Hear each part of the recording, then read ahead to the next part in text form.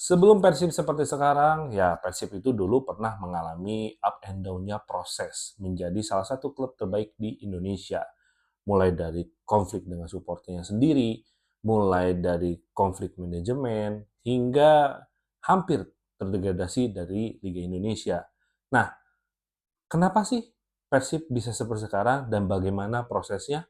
Yuk kita bahas dan ini Jurnal Bola.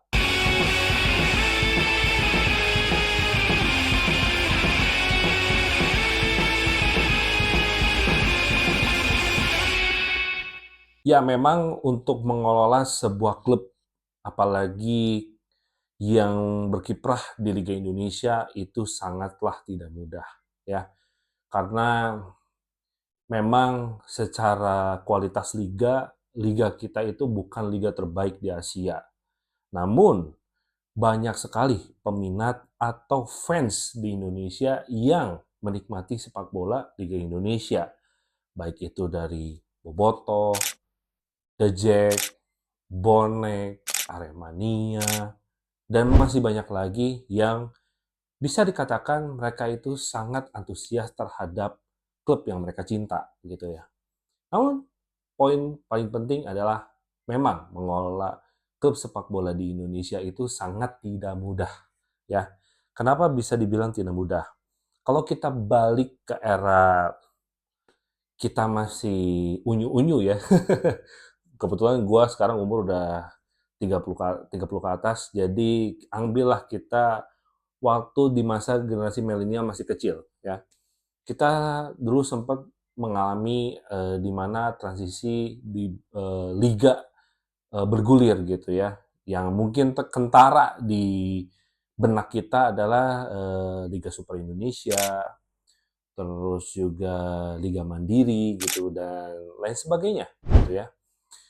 Jadi pada saat itu pemerintah, kalau nggak salah di tahun 2006 atau sampai 2008 lah, pemerintah membuat sebuah kebijakan di mana bahwa politik praksis itu tidak boleh berkecimpung atau mengikut campuri urusan dunia olahraga, terutama sepak bola.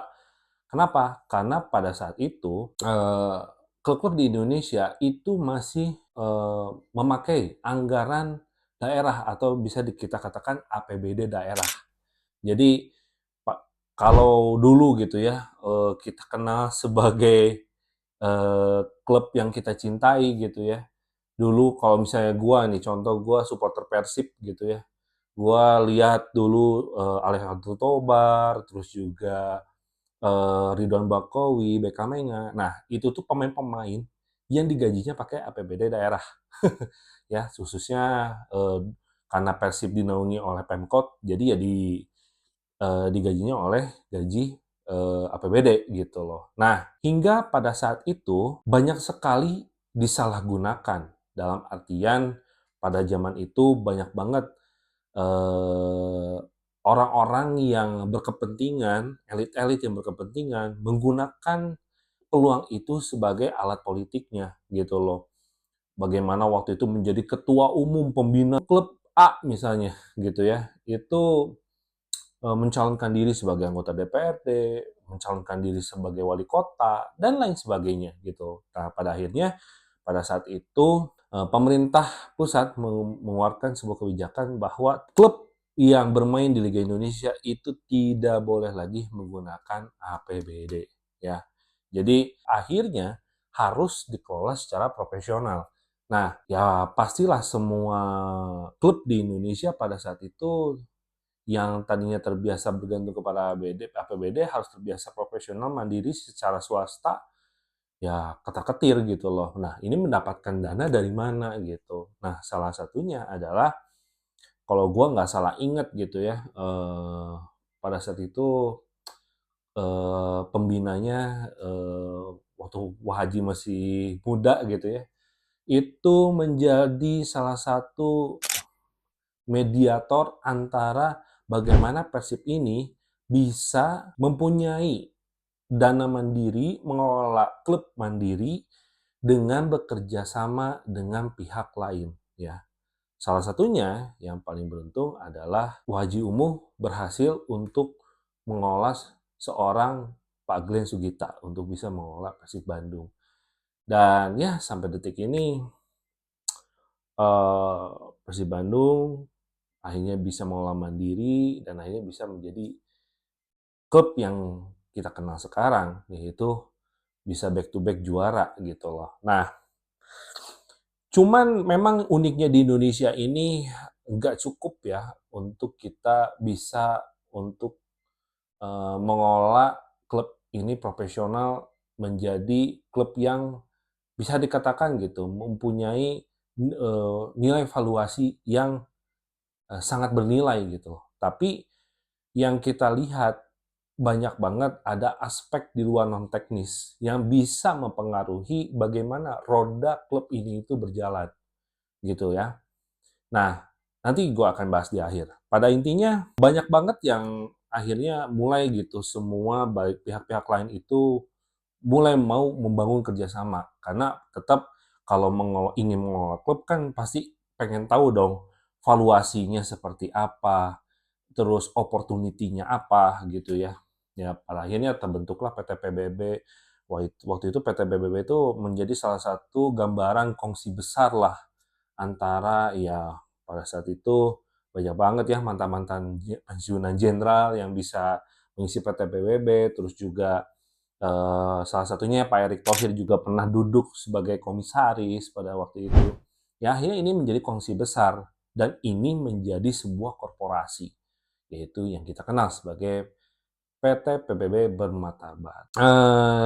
Sedangkan banyak juga klub-klub yang lain mengelola mandiri dari kantong si pengusahanya sendiri gitu loh.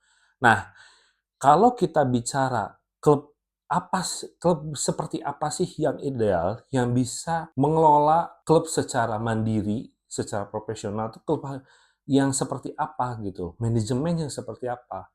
Kalau gua melihat ya ini riset sebenarnya riset gua pribadi gitu ya. Gua melihat bahwa yang mengelola sebuah klub di Indonesia perbedaannya kalau dikelola secara perorangan dengan secara korporasi itu rata-rata jauh lebih works yang dikelola secara korporasi. Contoh Persib Bandung, Bali United, ya. Ya lihat sekarang menjadi satu poros di mana Persib ini dan Bali United ini menjadi klub-klub yang secara finansialnya sehat, ya. Karena apa? Di situ ada manajemen yang profesional yang mengatur semua struktur di mana klub ini berjalan gitu loh, ya. Merekrut ahli finansial, merekrut kalau yang baru sekarang kalau Persib ya head scouting lah, terus juga direktur teknik lah, apa segala macam. Nah, kenapa korporasi lebih maju? Ya balik lagi, orang yang mengisi itu adalah orang-orang yang secara notabene ahli dalam bidangnya masing-masing. Nah, makanya kenapa klub yang dikelola secara korporasi itu rata-rata di Indonesia jauh lebih maju dibanding klub perorangan. Sedangkan kalau gue lihat klub yang perorangan, dikelola secara perorangan, kayak contoh Madura United kalau nggak salah, terus Barito ya, terus juga ya banyak lah yang dikelola secara perorangan.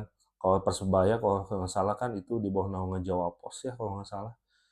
Nah intinya yang dikelola secara perorangan itu rata-rata nggak akan lama gitu prosesnya. Apalagi udah campur tangan politik ya. Misalnya gitu, kalau di salah satu ketua umumnya atau presiden klubnya sedang mencalonkan diri, dipampang logo klubnya atau dijejerin foto-foto pemainnya gitu kan. Ya rata-rata klub-klub di Indonesia yang seperti itu ya nggak akan lama gitu loh.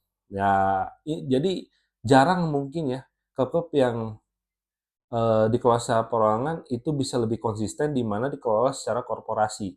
Karena balik lagi, klub di Indonesia itu tidak bisa dikelola oleh orang-orang yang kasarnya gitu ya. Contoh aja misalnya Rans.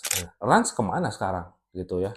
Rans sekarang terprosok ke Liga 2. Nggak tahu apa turun lagi ke Liga 3 atau Liga 4, gue nggak tahu lah. Intinya apa? Gue pernah dengar bahwa Raffi Ahmad mengeluh akhirnya, aduh ternyata bisnis klub sepak bola itu lebih banyak pengeluarannya dibanding income-nya gitu loh. Apalagi secara basis supporter nggak kuat gitu ya. Terus ya siapa yang mau beli juga gitu, gitu. Nah, terus ya klub baru lah. Nah, jadi klub perorangan ini ya akhirnya dinaungi oleh banyak kepentingan. Terus yang faktor kedua adalah pembinaan. Nah, klub-klub yang dikelola secara korporasi itu biasanya kuat dari grassroots ya. Kalau kita mencontoh Persib Bandung itu sudah mempunyai 36 klub asprof ya, ya dari provinsi gitu ya, selevel provinsi dinaungi dan diciptakanlah pembibitannya gitu loh. Jadi dalam artian gini, Persib itu nggak bisa kuat kalau pondasi di bawahnya juga nggak kuat.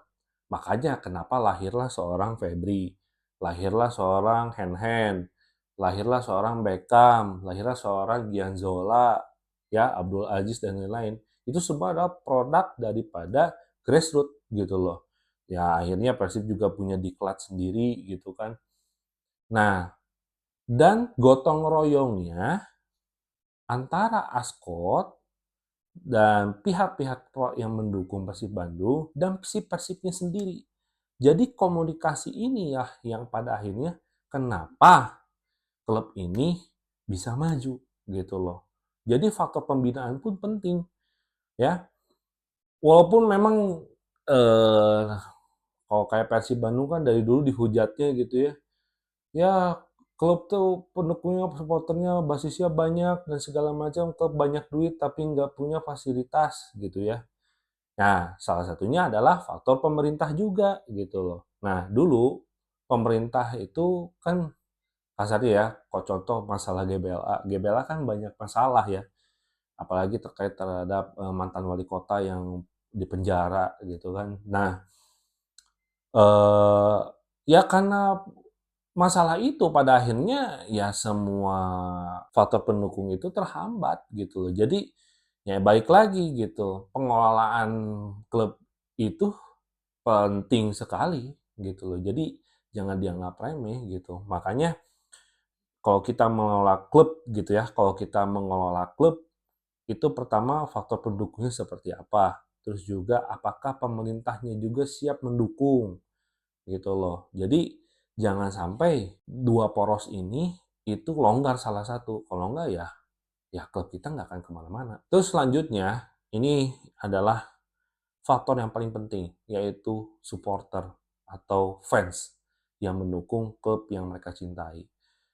Jadi memang fans ini adalah sebagai apa ya, kalau bisa dikatakan rajanya lah gitu loh, dari bagaimana klub ini bisa berdiri kokoh ya. Karena tidak pungkiri gitu, kalau memang kita nggak punya fans mau income dari mana, kasarnya gitu ya. Kalau nggak ada merchandise yang beli, kalau nggak ada tiketnya yang beli, ya gimana mau ngegaji pelatih, gimana mau ngegaji pemain gitu ya. Tapi kadang-kadang fans di Indonesia juga baperan gitu loh. Baperannya gimana? Maksudnya ada perbedaan pendapat sedikit, menarik diri gitu ya. Tanpa dicari jalan tengahnya tuh seperti apa. Walaupun ya kadang-kadang di sisi klub juga bisa punya ego sendiri gitu loh. Tapi ya balik lagi gitu, kalau ini supporter ini tidak beriringan dengan klub, ya bagaimana klub ini bisa hidup gitu loh. Nah, dan yang paling penting itu adalah sebuah klub bagaimana bisa meningkatkan revenue-nya kalau supporter itu tidak mendukung juga. Apalagi faktor faktor di luar merchandising atau ticketing, salah satunya investor yang masuk gitu loh. Ya. Jadi itu juga harus gitu menjadi salah satu pokok utama yang bisa beriringan dengan klub ya. Nah, banyak banget kan kayak misalnya contoh Dewa United. Dewa United basis supporternya siapa sih gitu kan?